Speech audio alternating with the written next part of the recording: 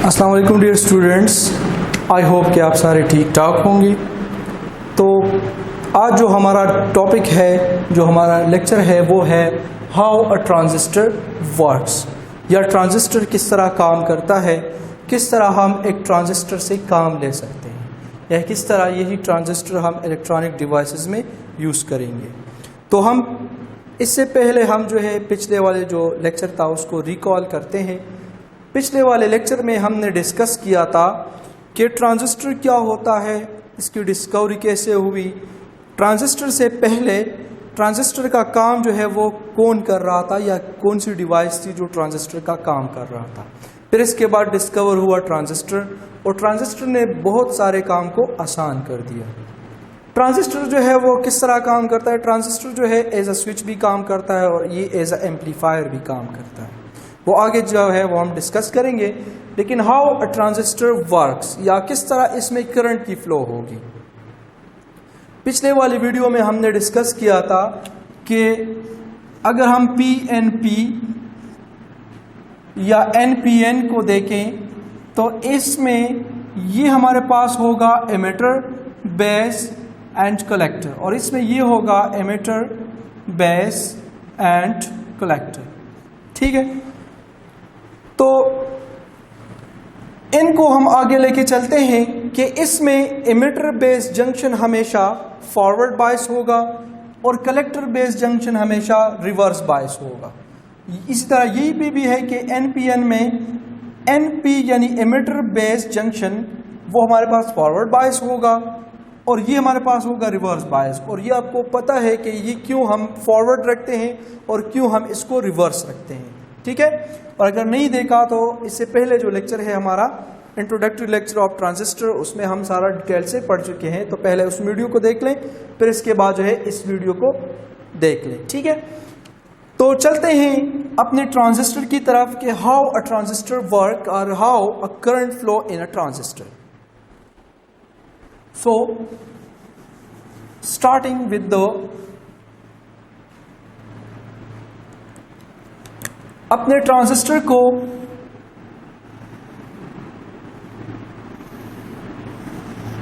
ये हमारे पास एक ट्रांजिस्टर है जो कि है N,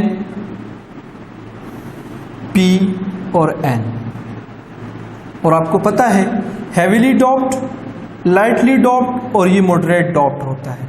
इसकी साइज जो है वो क्या होती है, साइज कम होती है, इसकी साइज जो है वो इससे भी कम है, यानी कलेक्टर की साइज जो ये मॉडरेट होती है, दरमियानी होती है। इसकी साइज सबसे कम है 10⁻⁻⁶ मीटर, और इसकी साइज जो है वो सबसे ज्यादा होती है। ठीक है, अब यहाँ पे मेजॉरिटी चार्ज कैरियर जो है वो इलेक्ट्रॉन्स हैं, मेजॉरिटी चार्ज कैरियर्स इलेक्ट्रॉन्स हैं। ठीक है, और यहाँ पे मेजॉरिटी चार्ज कैरियर जो है, चूंकि ये लाइटली डॉप्ड है तो इतने ज्यादा नंबर में होल्स नहीं होते इसमें। यहाँ पे जो है नंबर ऑफ होल जो है वो तकरीबन कम होते हैं। ठीक है, होते हैं लेकिन कम होते हैं। ठीक है, मैं उस होल्स को जो इस तरह बना लेता हूं। ठीक है, और यहां पे अगेन जो है मेजॉरिटी चार्ज कैरियर इलेक्ट्रॉन्स होते हैं। अब इसकी बायसिंग करते हैं कि हाउ, तो हम इस यानी ये है हमारे पास एमिटर और ये है बेस। तो एमिटर बेस जंक्शन को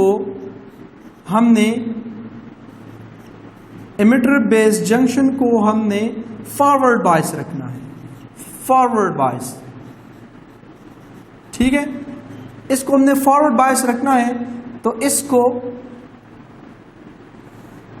और इसको हम इस तरह, ये हमारे पास N है तो इसको हम नेगेटिव से और यहां पे हम इसको पॉजिटिव से इस तरह कनेक्ट कर लेते हैं। ठीक है, और ये चूंकि कलेक्टर बेस जंक्शन जो है वो कलेक्टर बेस जंक्शन वो रिवर्स बायस होता है, रिवर्स बायस। ठीक है, तो इसको हम रिवर्स रख लेते हैं। ये हमारे पास होगा रिवर्स, ये N है तो यहाँ पे पॉजिटिव और यहाँ पे ये नेगेटिव और इस तरह। ठीक है, यहाँ पे एक हम रेजिस्टर लगा लेते हैं R, और यहाँ पे भी एक रेजिस्टर है R। ठीक है, अब यहाँ से जो चार्ज, चूंकि ये क्या है, ये चार्ज सप्लायर है और ये हेवीली डॉप्ड है, इसको हम जो है रिप्रेजेंट कर लेते हैं, ये हेवीली डॉप्ड, हेवीली डॉप्ड। ठीक है, हेवीली डॉप्ड होता है, और जब हेवीली डॉप्ड हो तो इसका मतलब है कि इस एमिटर बेस जंक्शन में चूंकि ये फॉरवर्ड बायस है तो रेजिस्टेंस मिनिमम होगा, कम होगा। ठीक है, और चूंकि ये रिवर्स बायस है तो यहाँ पे रेजिस्टेंस मैक्सिमम होगा, रेजिस्टेंस विल बी मैक्सिमम। ठीक है, रेजिस्टेंस यहाँ पे मैक्सिमम। अच्छा, ये हैवीली डॉप्ड है तो यहाँ से इलेक्ट्रॉन यानी मेजॉरिटी में होंगे, बहुत ज़्यादा इलेक्ट्रॉन्स होंगे। तो यहाँ पे चूंकि इलेक्ट्रॉन ज़्यादा है, मेजॉरिटी में है, तो वो इलेक्ट्रॉन यहाँ पे क्या होंगे, डिफ्यूज होंगे, यहाँ पे मूव करेंगे, चूंकि ये बेस जो है इसको रास्ता प्रोवाइड करे, पाथ प्रोवाइड कर रहा है। अब जैसे ही इलेक्ट्रॉन यहाँ से इस सेक्शन में मूव करेंगे तो 95% इलेक्ट्रॉन जो है वो यहां से ऐसे ही गुजर जाते हैं। 95% इलेक्ट्रॉन यहां से ऐसे ही गुजर जाते हैं, और सिर्फ 5% इलेक्ट्रॉन जो है वो इन होल्स के साथ क्या हो जाते हैं, कंबाइन हो जाते हैं। ठीक है, दोबारा सुन लें, जैसे ही इलेक्ट्रॉन यहां से यहां मूव करेंगे तो यहां के जो फ्री इलेक्ट्रॉन्स हैं वो जैसे यहां पे मूव करेंगे तो 5% इलेक्ट्रॉन जो है वो इन होल्स के साथ कंबाइन हो जाएंगे, और सिर्फ 95% जो बाकी इलेक्ट्रॉन हैं वो यहां से कलेक्टर में आ जाएंगे। ठीक है, कलेक्टर में आने के बाद यहां पे चूंकि ये इलेक्ट्रॉन, अब यहां पे एक बात ये भी गौर वाली है कि यहां पे इलेक्ट्रॉन्स फ्री होते हैं, ठीक है, एमिटर में, और जैसे ही बेस में मूव होंगे तो ये बन जाएंगे वैलेंस इलेक्ट्रॉन, फिर यही इलेक्ट्रॉन जो है वो वैलेंस होंगे। ठीक है, फिर यही इलेक्ट्रॉन वैलेंस होंगे। अब यहां पे N और P, ये N टाइप है तो इसमें मेजॉरिटी चार्ज के लिए इलेक्ट्रॉन है और यहाँ पे मेजॉरिटी चार्ज के लिए होल्स है, लेकिन इसको हमने लाइटली डॉप किया हुआ है तो यहाँ पे होल्स कम होते हैं, तो सिर्फ 5% जो है वो होल्स के साथ कंबाइन हो जाएंगे, बाकी 95% इसमें जो है N में आ जाएंगे। और N में आने के बाद यहाँ पे क्या होता है, ये कलेक्ट करता है, इसको ये काम करता है एज ए कलेक्टर। तो यहाँ पे ये वैलेंस इलेक्ट्रॉन दोबारा यहाँ पे फ्री हो जाएंगे, और फ्री होने के बाद चूंकि ये हमारे पास क्या है, पॉजिटिव नेगेटिव, तो ये टर्मिनल पॉजिटिव है तो ये पॉजिटिव से इस तरह अट्रैक्ट हो जाएंगे फ्री इलेक्ट्रॉन और सर्किट में मूव करेंगे, और इस तरह एक किस्म का लूप बन जाएगा। ठीक है, this is plus minus and this is plus minus. ठीक है, तो यहाँ पे फिर करंट इस तरह आएगा।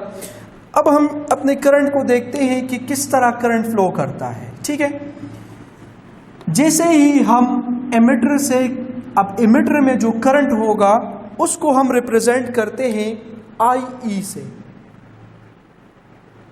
ठीक है, एमिटर का जो करंट है due to majority charge carrier वो IE से हम रिप्रेजेंट करते हैं। अब चूंकि बेस को हमने क्या किया हुआ है, इसको हमने लाइटली डॉप किया हुआ है, तो बहुत ही कम करंट जो है वो यहाँ पे फ्लो करता है, और उस करंट को हम रिप्रेजेंट करते हैं IB से। ठीक है, उसको हम रिप्रेजेंट करते हैं IB से, और यहाँ पे जो करंट होगा कलेक्टर में वो होगा IC, उसको हम रिप्रेजेंट करते हैं IC से।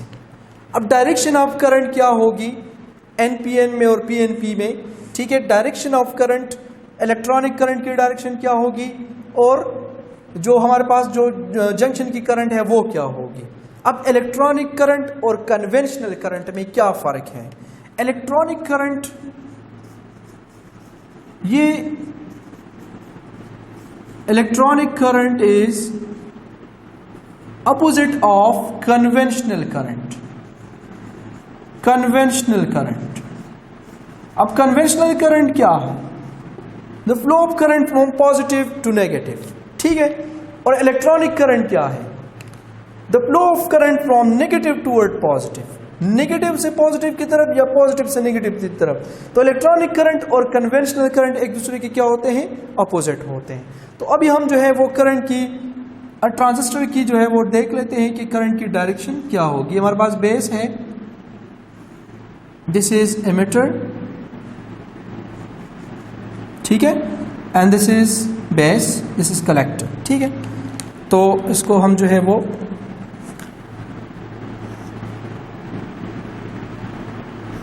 इस तरह हम इसको इस तरह बना लेंगे। सर्किट जो है वो इस तरह है कि यही है, इसी तरह सर्किट है, ठीक है। लेकिन चूंकि कलेक्टर क्या होता है, कलेक्टर जो है वो रिवर्स में होता है।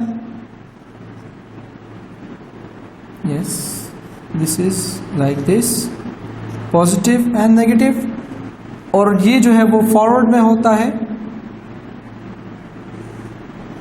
ये चूंकि NPN है तो ये वाला साइड N है और ये वाला साइड भी N है, तो इसको हम पॉजिटिव से कनेक्ट करेंगे और इसको हम नेगेटिव से कनेक्ट करेंगे, ठीक है, पॉजिटिव से नेगेटिव। अब करंट की डायरेक्शन क्या होगी, तो करंट की डायरेक्शन वे एमिटर में इस तरह होगी, ठीक है, बेस में जो है वो इस तरह होगी और कलेक्टर में जो है वो इस तरह होगी, ठीक है। ये NPN की बात कर रहा हूं, NPN की डायरेक्शन ऑफ करंट। तो एमिटर करंट की डायरेक्शन इस तरह होगी, बेस करंट की डायरेक्शन इस तरह होगी और कलेक्टर करंट की डायरेक्शन इस तरह होगी।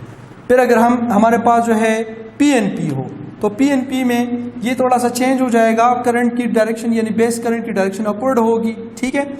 क्योंकि NPN, अगर हम इसको NPN बना लें यहाँ पे तो इसकी डायरेक्शन कुछ इस तरह हो जाएगी, ठीक है। फिर एमिटर करंट जो है वो, क्योंकि ये P होता है PNP में, PNP में ये P बनेगा, तो जब ये P बनेगा तो इसको हम पॉजिटिव से कनेक्ट करेंगे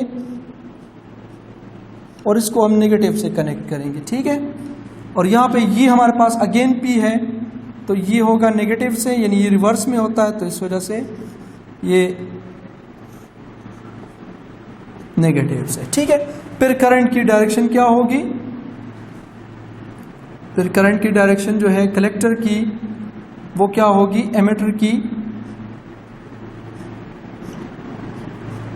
सॉरी इस तरह होगी। करंट की डायरेक्शन इस तरह होगी, बेस में जो है वो अपवर्ड होगी और इसमें जो है वो भी इस तरह होगी, ठीक है, इस तरह होगी,